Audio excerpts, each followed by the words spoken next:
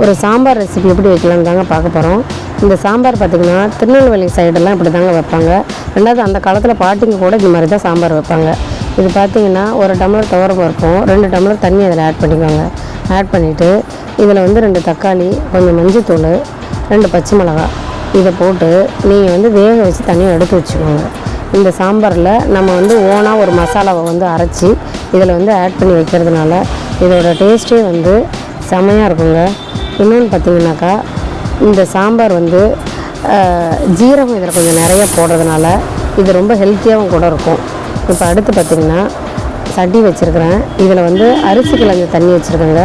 நீங்கள் நார்மல் தண்ணியில் சாம்பார் வைக்கிறத விட இந்த மாதிரி அரிசி கிழங்கு தண்ணியில் வைக்கும்போது அது இன்னும் கூடுதல் சுவையாக இருக்கும்.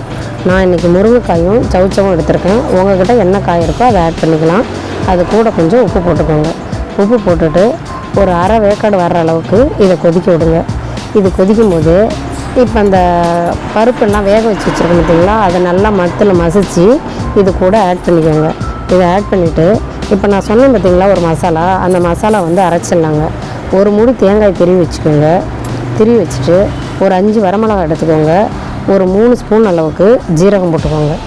ஜீரகம் போட்டு இது 3 தாங்க அரைக்கணும். இதை அரைச்சி இந்த கொதிக்கிற குழம்பு கூட ஆட் பண்ணுங்கள். அந்த ஜீரகம் தான் அதில் வந்து சூப்பர் டேஸ்ட்டை கொடுக்கறது. எல்லாத்தையும் போட்டு நல்லா அதில் கொஞ்சம் தண்ணி கொஞ்சம் ஆட் பண்ணி அலசி ஊற்றிடுங்க. ஊற்றிட்டு இது நல்லா இப்போ வந்து இன்னும் கொஞ்சம் நேரம் கொதிக்கிட்டுங்க. இந்த பச்சை வாசம்லாம் போகிற அளவுக்கு, தேங்காய் அந்த வரமிளகாயோட வாசம் எல்லாமே போகிற அளவுக்கு கொதிக்க விடுங்க.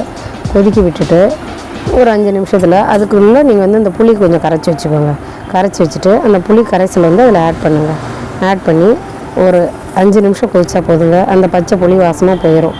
பச்சை புளி வாசம் போனோடனே இப்போ நம்ம வந்து இதுக்கு வந்து ஒரு அருமையான தாளிப்பு கொடுக்கணுங்க. தாளிப்பு கொடுத்துட்டோம்னாக்கா இந்த சாம்பார் வந்து அவ்வளோ டேஸ்ட்டாக இருக்குங்க. நீங்கள் ரெகுலர் சாப்பிட்ற சாம்பாரை விட இந்த டேஸ்ட்டே வந்து அந்த காலத்தில் வயசானவங்க சமைச்ச சாம்பார் மாதிரி ஒரு டேஸ்ட் இருக்கும். நீங்கள் செஞ்சு பார்த்துட்டு இந்த சாம்பார் பிடிச்சிருந்துச்சுனாக்கா நம்ம சேனலை கண்டிப்பாக சப்ஸ்கிரைப் பண்ணுங்க. இப்போ ஒரு பேன் வச்சுருக்கேன். நம்ம தாளிக்க போகிறோம். பேன் வச்சுட்டு இதில் இப்போ கடலெண்ணெய் ஊற்றிக்கோங்க. நான் ரெகுலராக கடலெண்ணெய் தான் ஊற்றுவேன். நீங்கள் உங்களுக்கு எந்த ஆயில் வேணுமோ நீங்கள் ஊற்றிக்கோங்க. கடலெண்ணெய் ஊற்றிட்டு கடுகு போட்டுக்கோங்க. கடுகு போட்டு பொரியட்டும். நம்ம நார்மலாக சாம்பார் தாளிக்கிறதுக்கு ஜீரகம் போட்டு தாளிப்போம். நம்ம ஏற்கனவே ஜீரகத்தை அதில் அரைச்சி ஊற்றிட்டதுனால இதில் ஜீரகம்லாம் போட வேணாம். கடுகு மட்டும் போட்டுட்டு கருவேப்பிலை போட்டுக்கலாம். கருவேப்பிலை போட்டு தாளிக்கலாம். இப்போ தான் கடுகு பொரியுது.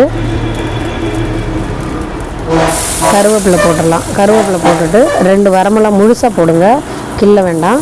முழுசாக போட்டுட்டு அது ஃப்ளேவருக்காக ஒரு வெங்காயம் நல்லா பொன்னிறமாக வர அளவுக்கு, இந்த வெங்காயத்துக்கு தேவையான கொஞ்சமான உப்பு, ஏற்கனவே குழம்புக்கு நம்ம உப்பு போட்டுட்டோம், சும்மா ஒரு 1/4 டீஸ்பூன் அளவுக்கு போட்டு நல்லா வதக்குங்க.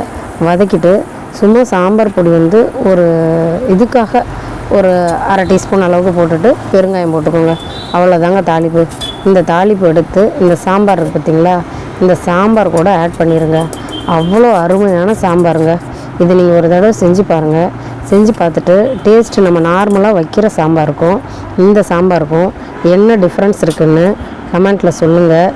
ஒரு பாட்டி வச்ச சாம்பார் மாதிரி, அந்த காலத்தில் பாட்டி வச்சா எப்படி இருக்கும் அந்த மாதிரி இருக்குங்க சாம்பார். அவ்வளோதான், கொதிக்குதுங்க. இப்போ மல்லித்தழை போட்டுட்டு 1 ஸ்பூன் அளவுக்கு நெய் விட்டு இறக்கிடுங்க. தேங்க்யூ.